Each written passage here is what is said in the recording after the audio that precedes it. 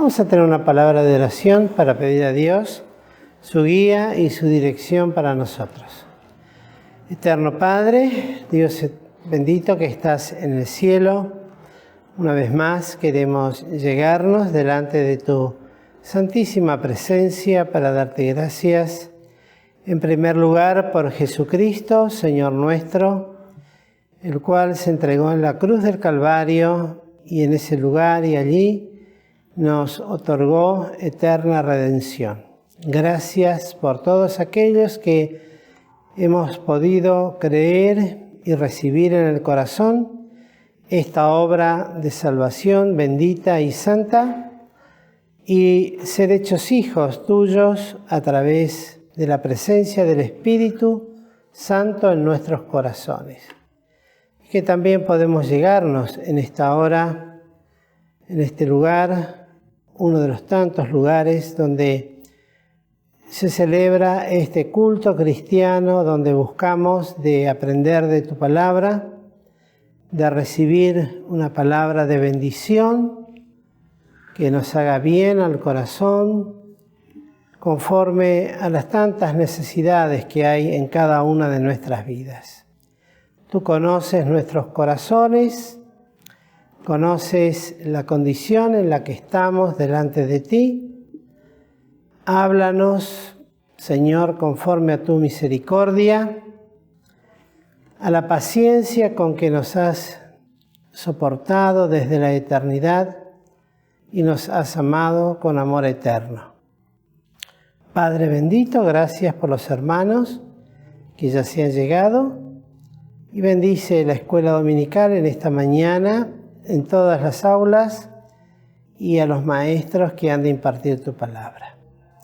Ayúdame también, Señor, para poder compartir con los hermanos una palabra justa, buena, oportuna, que nos haga bien, pero también que tenga la unción bendita de tu Espíritu para que obre la obra que tiene que obrar primeramente en el que está hablando y luego también en todos aquellos que reverentemente escuchan tu bendita y santa palabra. Gracias te damos por todo, en el santo nombre del Señor Jesús. Amén. Bueno, queridos hermanos, vamos a continuar con este relato histórico, práctico, lleno de contenidos de carácter profundamente espirituales, y que, como dice la palabra de Dios, fueron escritas para nuestra enseñanza, para nuestra admonición, para nuestra corrección.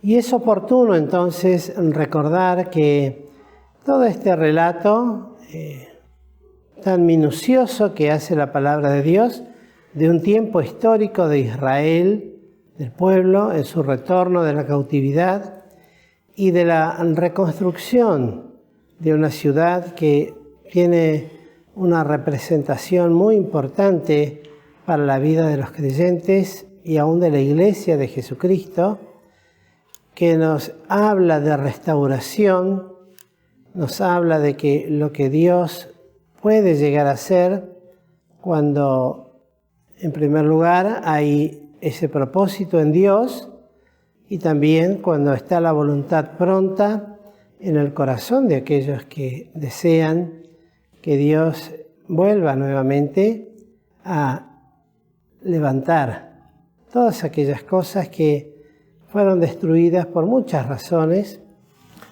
Hay unos versículos en el Antiguo Testamento muy llamativos que hablan de las distintas etapas de la langosta, cómo va arrasando, que empieza siendo algo que va caminando, pero va devorando y va aumentando el número, y después ya necesita, por la cantidad que es, crecer mucho más y sigue comiendo y sigue devorando, y después ya no le alcanza caminando, sino que vuela y se convierte en grandes mangas y plagas, y devoran todo lo que hay a su paso. Y muchas veces eso es representativo también de la vida de los creyentes, Y la realidad es que todos venimos aquí a recibir una palabra, a recibir una palabra. Desde ya, yo personalmente estoy muy contento con todo lo que se está haciendo, los estudios que se están llevando, cómo lo van llevando los hermanos, los conceptos históricos, puntualmente las fechas, que eso aporta muchísimo al conocimiento. Pero realmente lo que perdura y lo que permanece es la obra de la palabra en el corazón. Y que cada uno de nosotros busque de seguir profundizando en la palabra y en la experiencia principalmente. De nada nos vale llenarnos de conocimiento, llenarnos de sabiduría humana, si eso no hace su obra en nosotros para transformar nuestros corazones. El propósito es que lo que dice el apóstol Pablo, que estando confiado de esto, de que el que comenzó en vosotros la buena obra, la perfeccionará hasta el día de Jesucristo. Quiere decir que mientras hay tiempo y Cristo no viene, hay tiempo de seguir reconstruyendo nuestras vidas. Yo creo que, y esto no es porque juzgue a nadie en particular, pero todos nosotros necesitamos permanentemente estar atentos, porque la lección de esta mañana tiene que ver con eso, con procurar de vivir en victoria frente a tanto desaliento del tiempo presente en el que vivimos. Desaliento que el apóstol Pablo lo definía como de afuera cuestiones y de dentro temores. ¿Cuántas cuestiones de fuera? Cuestiones que se multiplican de día en día, que vienen a través de gente conocida, de gente desconocida, de situaciones. ¿Y cuántos temores de dentro? Cuán temerosos somos los creyentes en tantos aspectos. Que decimos conocer la palabra y tenerla, pero realmente solo necesita el diablo o el enemigo de nuestras almas presionar un poquito para ponernos a prueba y van a surgir de nosotros muchísimos temores.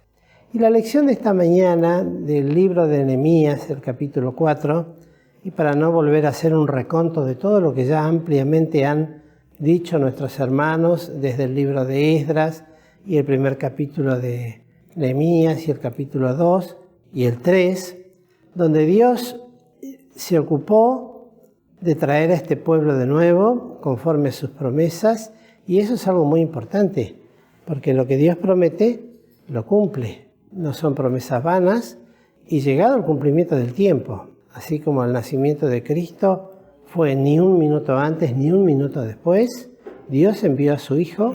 De la misma manera, el retorno de Israel a la reconstrucción de esta ciudad tan importante, representativa para la vida espiritual, civil, moral del pueblo de Dios, fue en el tiempo en que Dios lo estableció. Esto es notable, porque a veces no tenemos en cuenta estos pequeños detalles, grandes a su vez, que no fue ni un minuto antes ni un minuto después.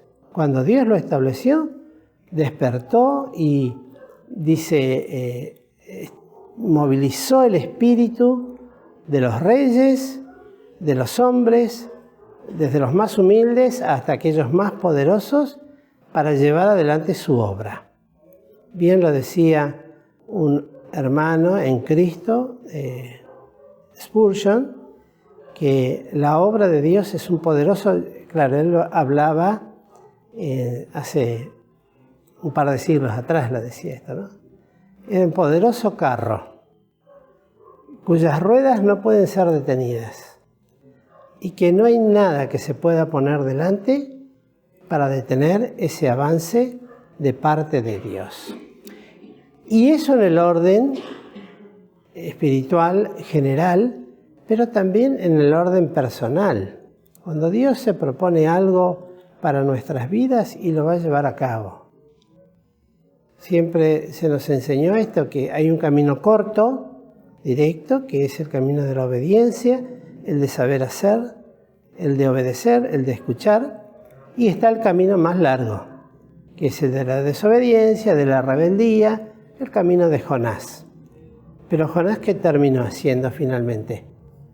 Lo que Dios quería que hiciese. El costo le fue grande y doloroso y triste, pero finalmente se hizo la voluntad de Dios. Eso es algo que nosotros debemos entender siempre, que la voluntad de Dios es absolutamente inconmovible. No se va a mover, no se va a alterar. Lo que Él se propone lo va a realizar cuando está así en sus benditos y santos propósitos. Que sucedan cosas a veces que son contradictorias, no quiere decir que esté dentro del agrado de Dios, sino dentro de la permisividad de Dios. Dios permite cosas, pero en eso seguramente que cuando volvemos, no volvemos sino dejando jirones, dolor, tristeza, a veces por años perdidos, años, no días, años, muchas veces. Recuerdan que esta lección al principio hablaba de que eran 15 años que perdieron en el tiempo de Esdras y que se dedicaron a otras cosas. Bueno, pero tenían que seguir. Y en este capítulo ya se narra eso, básicamente como esa oposición permanente del enemigo de nuestras almas, y que en este caso eran de los enemigos de Dios, se realiza. Porque comienza así. Voy a hablar específicamente del capítulo 4. No voy a hacer mención a todo lo que ya se dijo del capítulo 3, que es muy amplio, muy lindo, muy precioso, y que lo pueden escuchar a todos aquellos que tal vez se han perdido clases. Cuando tengan ganas de escuchar algo, suscríbanse al canal de la iglesia y busquen, ahí está todo. Todos los mensajes que se dan, las lecciones de la escuelita, y repasen y van a ver, ya todo eso está, así que no voy a volver sobre el tema. Porque está también en la responsabilidad de ustedes que busquen de alimentarse espiritualmente. Si ustedes no se ocupan, uno puede dar la lección un domingo a la mañana, pero eso no les va a durar más que lo que dura el alimento en un día. ¿Sí? Después tienen que seguir ustedes procurando. Este capítulo empieza de esta manera, y fue que como Sanballat, ya un personaje conocido a esta altura de la historia, horonita, así se lo define, muy enemigo del pueblo de Dios, le llegó a sus oídos de que estaba sucediendo esto, lo que pasaba, y se hizo la descripción en el capítulo 3. Están edificando el muro, siguen construyendo. Estos judíos que vinieron de la transmigración siguen. Y fíjense cuál fue lo que va relatando acá Nehemías. Y fue que como Sanballat, que él se involucraba personalmente, edificábamos el muro. Dos cosas que hablan de mucha violencia espiritual y aún física. Encolerizóse y enojóse. No es que dice solamente se enojó. La cólera habla de una actitud de mucho enojo, de mucha violencia. Como dicen normalmente, ¿no? Entró en cólera. ¿Por qué? Porque fue tal su enojo, su odio, porque estaba eso también, y el enojo. Se molestó muchísimo de que tal cosa estuviese aconteciendo. Este es un detalle, y la primera lección las lecciones espirituales no las vamos a hacer las enseñanzas al final, las vamos a ir dando en la medida que desarrollemos. ¿Hasta qué hora tengo? ¿Hasta las 11:20? Bueno. Entonces, la primera lección es esta. Esta es la actitud del enemigo de nuestras almas siempre. Estos hombres, tanto Sanballat, el otro era Tobías y el otro era Gesem.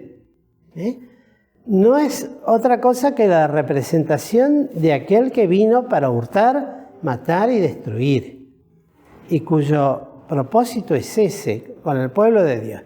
Y siempre que pase esto en la vida de los hijos de Dios, en el orden general, como en el orden individual, a toda acción de carácter espiritual, inmediatamente se opone una reacción violenta de parte del enemigo de nuestras almas. Y eso es una prueba que uno lo tiene ya comprobado por su propia experiencia. Propónganse leer la Biblia todos los días y a ver qué pasa. El primer día lo vamos a hacer. En el segundo día, en el tercer día ya algo va a suceder. El cuarto día ya no voy a poder porque tal cosa. Y Dios lo permite. Dios lo permite. Porque uno dice, bueno, pero si me propongo esto, ¿por qué no lo puedo lograr? Y bueno, porque hay enemigos que se proponen a que no lo haga. Y allí es donde entonces tiene que empezar a tallar el carácter del cristiano, la perseverancia. Es decir, bueno, no lo puedo hacer en una hora, lo haré en otra hora, pero hoy lo tengo que hacer. Hoy tengo que leer la palabra de Dios. Hoy tengo que leer la Biblia. Y Dios permite que sean desbaratados nuestros planes, porque quiere que dependamos pura y exclusivamente de Él, de su fortaleza. Eso es lo que los judíos tenían que aprender, y acá Nehemías lo vuelve a recalcar: Jehová peleará por nosotros. Dios es el que pelea por los creyentes. Pero los creyentes deben aprender a hacer esto, pues cuando la ira del enemigo se levanta, ¿y quién de nosotros puede decir que lleva una vida en paz, tranquila, cuando quiere vivir como creyente? Sencillamente el proponernos venir a la escuelita. Tal vez los que ya venimos de toda la vida no es que nos resulte más fácil, pero para la mayoría el domingo es más pesado que nunca moverse, levantarse a la mañana. Tal vez en la semana a las 5 de la mañana ya estamos de pie, nos movemos, pero el domingo ya es levantarse, despertar los chicos, el domingo. ¿Y cuántas veces pensamos, bueno, hoy es para quedarse a tomar unos mates en casa, tranquilo, leer los que ahora no sé si se lee, pero leer el diario en la cama, en fin, esa es la lucha. Entonces podemos ver esto, esa permanente lucha y la dependencia de Dios para levantarnos. El otro día escuchaba el título de un mensaje, todavía no lo escuché, pero un siervo de Dios decía: duerme dando gracias a Dios por el día que viviste y te levantarás con un nuevo día para dar gracias a Dios. Qué importante es, ¿no? Yo decía, ¿cuánta razón tiene? Señor, te doy gracias por este día, que tal vez no fue de lo mejor para mí, pero te doy gracias porque me has sostenido, me has dado fortaleza, has tenido paciencia, misericordia. Gracias por este día. Y dormir. Al otro día, el Señor nos ha de ayudar porque es de día en día. Y se enojó y hizo, dice, en gran manera, e hizo escarnio de los judíos. Ya saben lo que es el escarnio, ¿no? Ese maltrato, ese insulto. Y habló, se ocupó de hacerlo general, de sembrar este odio en todos los enemigos que él podía también unirse. Y esta es otra lección. Tenemos que tener en cuenta siempre esto. El mundo proclama unidad. Ustedes van a ver. El otro día, no sé, íbamos con mi señora por determinado lugar y decían en un cartel, para que el pueblo sea unido. ¿Cuánto piden, no? Acá, por ejemplo, acá en Argentina, que el pueblo se una. Y el pueblo no se une. Cada uno piensa en sí mismo. Pero les puedo asegurar que si es contra los creyentes, se van a unir. Se van a unir. Van a ser causa común. Otra lección, es lo que sucede siempre cuando damos testimonio frente a la gente.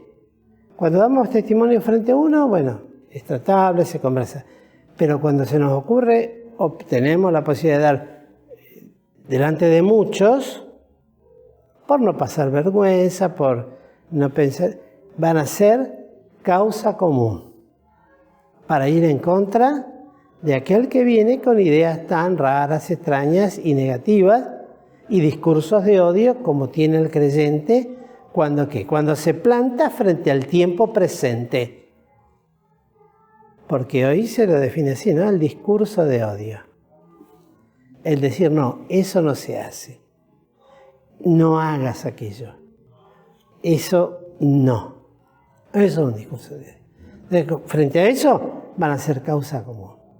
El querer vivir santamente traerá aparejado el sufrir persecución. Ya lo dijo el apóstol. Todo aquel que quiere vivir piamente padecerá persecución. La persecución de este grupo de judíos, a través de estos tres personajes nefastos, ya no fue en el carácter de una guerra porque tenían permiso del rey para reedificar y reconstruir. Pero sí era ese asedio, esa molestia, ese malestar y esa intención también. Porque así lo dice más adelante. Cuando dicen los enemigos, no sepan ni vean hasta que entremos en medio de ellos y los matemos y hagamos cesar la obra. No nos olvidemos nunca, el enemigo de nuestras almas nos odia con odio perfecto. Un odio de muerte. Y si no nos mata, es porque Dios no lo permite. Pero si no, nos exterminaría a todos. Si Dios sencillamente se lo permitiera y lo dejara, no queda un creyente sobre la tierra. Pero como no está eso en los planes de Dios, no hay permisión, eso no lo puede hacer. La experiencia de Job, podemos ver, ¿no? Dios le permitió que haga hasta donde Dios quiso para probar la fe de Job. Entonces, vaticina algo en esta serie de preguntas del versículo 2 que después se van a cumplir. El vaticinio no es una profecía. El vaticinio es cuando decimos algo que va a suceder por lógica consecuencia. ¿No? Está vaticinando que si no tiene frenos el auto y sale a andar por ahí, ¿qué va a pasar? ¿Qué decimos? En cualquier momento se va a estrellar. Es un vaticinio, no es una profecía. Ellos vaticinaron, él, particularmente con estas preguntas, han de acabar, estoy en el versículo 2, ¿no? Han de acabar en un día, han de resucitar de los montones del polvo las piedras que fueron quemadas. Y sí, en los enemigos vaticinan una realidad que fue en el pueblo de Dios. A través de hombres, como se describió.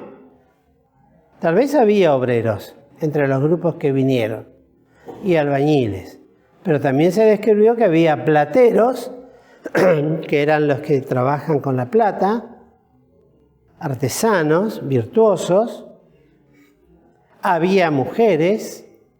Cuando nuestro hermano hablaba el domingo pasado de eso, me acuerdo, acá hay fotos, ¿no? Decía él, los hijos, no me acuerdo de quién era que menciona. ¿De? Sí, estaban, ahí por ahí están. Bueno, no sé si están ahí, pero hay otras. Estaban con la pala y eran chicos. Sí, lástima que no les duró para toda la vida, pero después había hermanas, jovencitas, que venían a palear, chicas. Estaba mi hermana, Mónica, que ahora está y sigue sirviendo al Señor.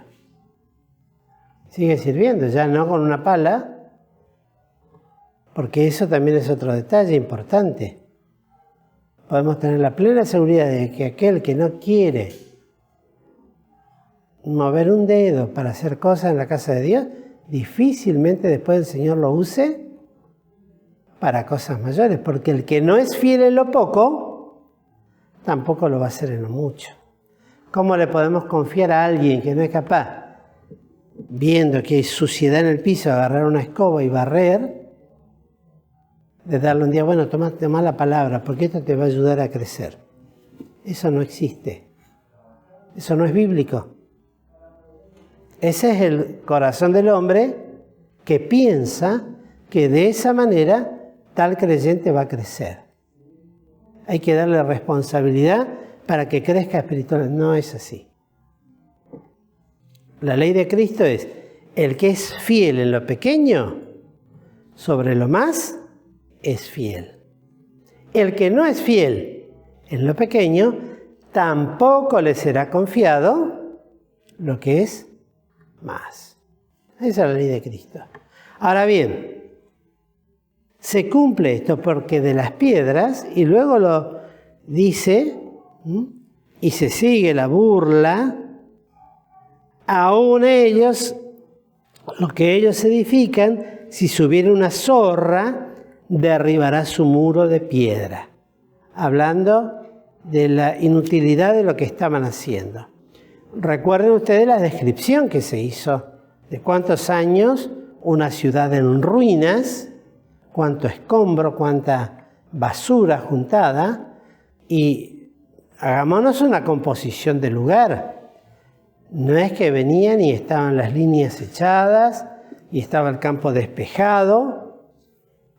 Cualquiera que conoce un poco de construcción sabe que una remodelación o reconstrucción implica primeramente todo un trabajo de remoción de escombros, de limpieza.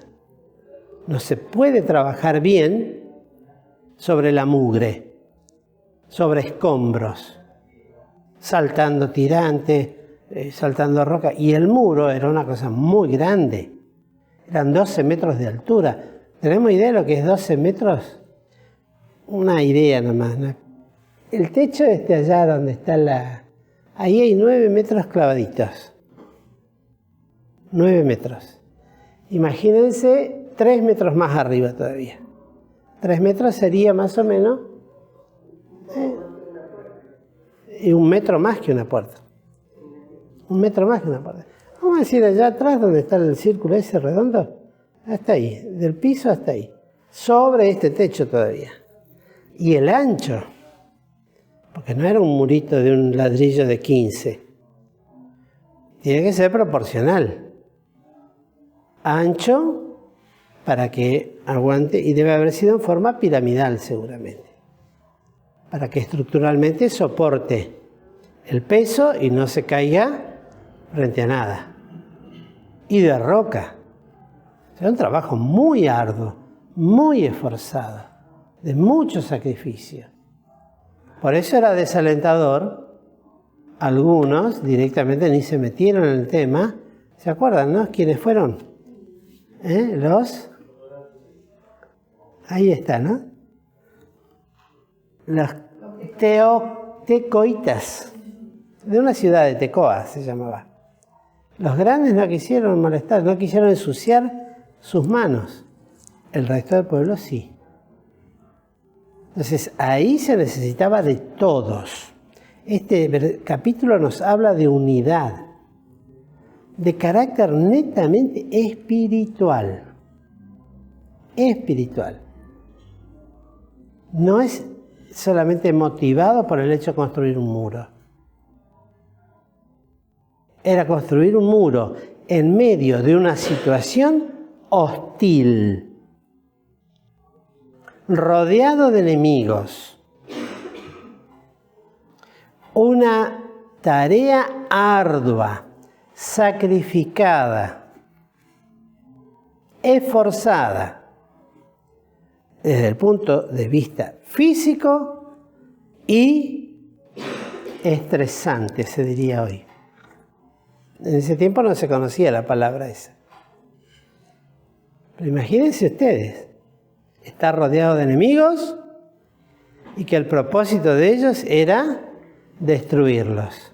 Y así es que se relata en este capítulo todo lo que tuvieron que hacer, porque cuando escucharon esto, inmediatamente la oración de Nehemías: oye, Dios nuestro, que somos el menosprecio, y vuelve el baldón de ellos sobre su cabeza, y dalos... Baldón es la ofensa, el escarnio, el agravio, el insulto. Eso es baldón. Se vuelve sobre, como decían en los salmos tantas veces, ¿no? Vean en mis enemigos, mis ojos, su deseo. ¿Qué significa eso? Que caiga sobre ellos lo que están pidiendo. Nunca vieron que te vuelva el doble de lo que me deseas, dicen algunos coches, autos. Que te vuelva el doble de lo que me deseas o lo que pensás de mí. Bueno, en la Biblia está eso. Vuelve el baldón sobre ellos. Y dalos en presa. Bueno, el juicio de Dios es justo para con Dios pagar con tribulación a los que nos atribulan. Miren, hoy pensaba, no voy a hacer nombres, nada, pero sencillamente en 2 casos, en los cuales pusimos en oración, que para la iglesia realmente eran una molestia, porque yo veía un ataque espiritual directo, y que el Señor obrara, no que fuéramos nosotros ejecutores, porque no es eso la Biblia.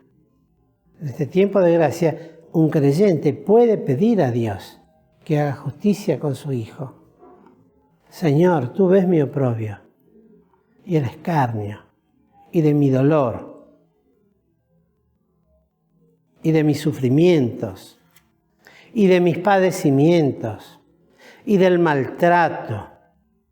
Porque eso es orar a Dios en secreto. Es contarle: Señor, ayúdame porque todos los días me insulta, todos los días me trata mal, todos los días tal cosa. Y tú conoces de mi pecado y de mi falta. Y de eso me humillo y te pido perdón. Pero, Señor, te ruego que obres, por lo menos dándome la fortaleza para sobrellevarlo, para sufrirlo y para tener victoria en el desaliento, porque todos esos ataques es para desalentar la vida del creyente. Es para que quedemos en el camino, para que no se siga levantando los muros que representan la vida del creyente.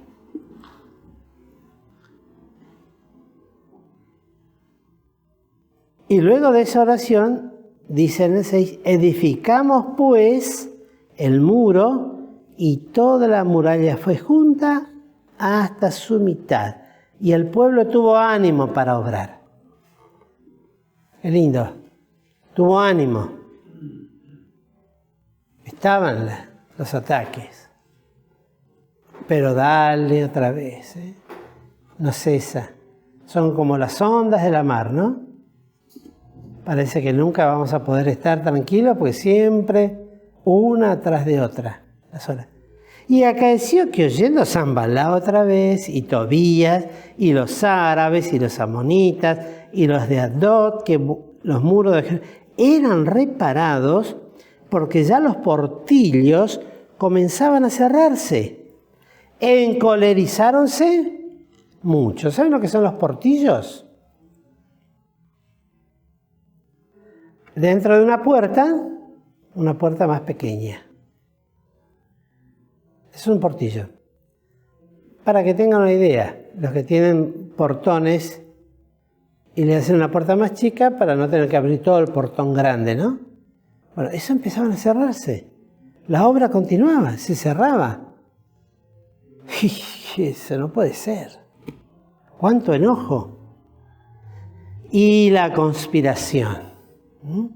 Y conspiraron todos a una para venir a combatir a Jerusalén y a hacerle daño. Otra vez la conspiración. Tenemos un enemigo que no se cansa. Parece por un tiempo que los deja. Bueno, recobramos un poco de ánimo. Dios también lo permite, porque si fuera permanentemente el pie sobre la cabeza, no habría respiro. Pero cada tanto nos permite, por la gracia de Dios, tomar aliento y continuar. Pero el enemigo no se queda. Y no se queda. Es como aquellos que tienen chicos adolescentes, ¿no? ¿Cuándo se cansa un adolescente de pedir algo? Parece que no tuvieran descanso. Y dale, y dale, y dale, y dale. Esto es lo mismo, pero grave. La conspiración es ponerse de acuerdo. Eso les decía, ¿no? Entre los que estamos para ir en contra de uno, para obrar mal. El propósito es destruir, es deshacer, que no se lleve a cabo. Y en este caso, entonces oramos a nuestro Dios. Qué importante es la oración en nuestras vidas. Oramos a Dios. No entró, esto es muy importante también, no entró Nehemías en discusiones sin sentido. ¿Recuerdan cuál fue la respuesta que le dio en el capítulo 2, no? Tanto a Sanballat, a Tobías, a Gesén, lo podemos leer en el versículo 20 del capítulo 2. Y volvíles respuesta, y díjeles, el Dios de los cielos, Él nos prosperará, y nosotros sus siervos nos levantaremos y edificaremos. Que vosotros no tenéis parte, ni derecho, ni memoria en Jerusalén. ¿Qué tal la respuesta para los enemigos de Dios? No tenés ni parte, ni, ¿cómo dice? Ni derecho, ni memoria para tal cosa. No tienes nada. ¿Qué respuesta más contundente? Y no entrar en debates, en cuestionamientos, en explicaciones. No tenés parte.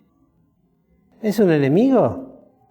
No voy a perder el tiempo en explicarte absolutamente nada. Esto es lo que tengo que hacer como hijo de Él. No tenés suerte, ni derecho, ni parte, nada. Esto es para nosotros, para los hijos de Dios. Bueno, lo cierto es que esto, a pesar de todo, en el 10 se dice, y dijo Judá, la fuerza de los acarreadores se ha enflaquecido, y el escombro es mucho, y no podemos edificar el muro. Un desánimo. Por eso le decía, ¿no? Háganse, tenían que limpiar, despejar, ordenar. Seguramente estaban las piedras, pero estaban todas desparramadas, como cuando vemos esas fotos de las ruinas de Grecia o de Roma, que está el edificio y la mitad del edificio todo desparramado en las piedras que rodean, porque se ha caído. Y las que quedaron enterradas, ya está, ¿sí? Quedó bajo la basura y la misma tierra. ¿Cuántos años habían pasado, no? Desde Nabucodonosor ahora. 70. Cientos de años. Ya 70 fue el cautiverio y después los años más. Entonces, es mucho, no podemos. Y nuestros enemigos dijeron, bueno, eso ya lo leí en el 11, ¿no? Sucedió, empero, que vinieron y avisaron. Dieron aviso 10 veces de los lugares de donde volvían a nosotros. Y entonces la oración movió a hacer algo, a poner guardia. Ese velar que Cristo dice, velad y orad para no entrar en tentación. La palabra velar tiene que ver con esto. Esto es una figura muy importante de eso. Es no solamente estar atentos, sino tomar todas las precauciones para que tal cosa no acontezca. Yo estoy velando por eso. Y atento. ¿Y de qué manera lo hicieron? Porque había una razón. En el versículo 14 nos habla cuando dice, no temáis delante de ellos, acordaos del Señor grande y terrible y pelead. ¿Por qué razones? Por vuestros hermanos, por vuestros hijos y por vuestras hijas y por vuestras mujeres y por vuestras casas. Miren, hermanos, el creyente, yo siempre he dicho esto, tanto como hombre como la mujer, no solamente tiene que velar, siendo creyentes, ¿no?, de que sus hijos tengan la ropa, el alimento, la salud, la sanidad que puedan tener y que les sean necesarios. ¿Quién de ustedes no se ocupa de eso? De que no les falte nada. En la medida que podemos, ¿eh? Bueno, que tengan... Y eso a medida que... Ahora, en las cuestiones espirituales, ¿tenemos la misma interés? ¿Nos preocupa tanto o más al hecho de que tengan un plato de comida sobre la mesa? Porque estamos hablando de seres espirituales, creyentes. Entonces yo tengo que ver que mi hijo y cómo cuidarlo. Tengo que ver con quién se junta, las cosas que hace, que mira, que no mira uno ahí, pero no, pero hay que tener cuidado. El Señor nos dio esa responsabilidad. Ya después cuando sean grandes, bueno, cada uno tomará su decisión. Pero mientras que estén bajo nuestra potestad, tenemos el deber espiritual, moral, físico, de que no les falte nada. Y de cuidarlos de todo. Yo los voy a cuidar, yo a mis hijos los cuidé. En la medida que pude, de todo aquello que yo podía considerar que no era correcto, que no era bueno, que no era sano o que era peligroso. Y en las cosas espirituales no vamos a velar. Si en la iglesia se introducen pensamientos, costumbres nuevas, revolucionarias, que atraen más gentes, métodos pragmáticos, métodos que sean más de métodos mundanos. Siempre decía, y hay libros escritos, ¿no? Un hombre decía, Dios no necesita métodos. Lo que Dios necesita son hombres de oración. Y decía un creyente, cuanto más tiempo pasemos de rodillas, tanto más es el tiempo ganado. A veces queremos solucionar las cosas rápidamente, de una manera práctica, por lo que yo entiendo, pero no doblo mis rodillas. Ya me parece como que eso ya, doblar las rodillas, pero si hay que hacer tal cosa, bueno, pero anda a doblar las rodillas primero y pedirle a Dios que te guíe. ¿Tengo que educar a mis hijos?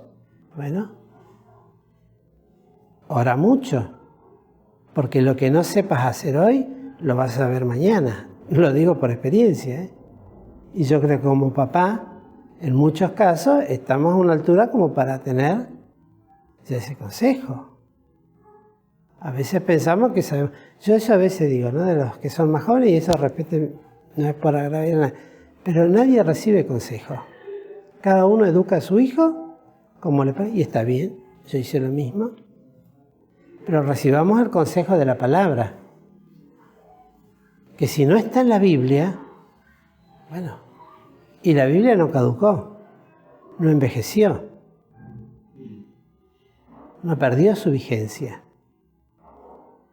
Todo lo que yo haga fuera de la Biblia Y bueno, tendré que hacerme cargo de lo que yo hago. Pero por eso tengo que pelear. Y es muy lindo cómo termina esto, ¿no? Porque armó a todo el pueblo, pero no pararon de trabajar. Esto nos habla del versículo que dice, para contender eficazmente por la fe una vez dada a los santos. ¿Cómo poder contender? Porque nuestra lucha o nuestra pelea no es contra carne y sangre, dice en Efesios, sino contra potestades, contra señores de los aires, contra malicias espirituales en los aires. Y como creyentes tenemos que aprender. Hay un enemigo que se opone permanentemente. Eso no lo vamos a cambiar. Eso está. ¿Queremos ser fieles? Tanto más la lucha va a arreciar. ¿Estamos dispuestos a pagar el precio? Si estamos dispuestos a pagar el precio, seguiremos adelante y Dios podrá obrar. ¿Van a venir desalientos? Van a venir. A veces vamos a escuchar aún de los propios y no de los enemigos, ¿eh? A veces de la propia familia el desaliento, no lo hagas. No tiene sentido esto. Vas a seguir luchando, vas a seguir peleando, vas a seguir orando. Y frente a esos desalientos, bueno, perseverar. Porque la vista tiene que ser puesta, como decía acá, no temáis, acordaos del Señor, grande y terrible, puestos los ojos en el autor y consumador de la fe, en Cristo Jesús. Que tuvieron que luchar la iglesia, los apóstoles, Pablo, Pedro. Cuando leemos esas cosas, ¿y cuánto más Cristo? Para poder llegar a tener lo que hoy tenemos. Por lo cual, el pueblo de Dios es llamado a perseverar y a contender eficazmente en un tiempo como en el que vivimos, lleno de obstáculos, lleno de oposición. Y del único que tenemos que esperar el apoyo, la fortaleza, lo que realmente corresponde recibir es del Señor. Cuando viene del Señor, está bien. Y en Él tiene que estar puesta nuestra confianza. Que el Señor nos bendiga, queridos hermanos, y que nos ayude a tener estos conceptos espirituales presentes frente a una realidad que estamos viviendo y es importante. Que el Señor pues nos bendiga, queridos hermanos.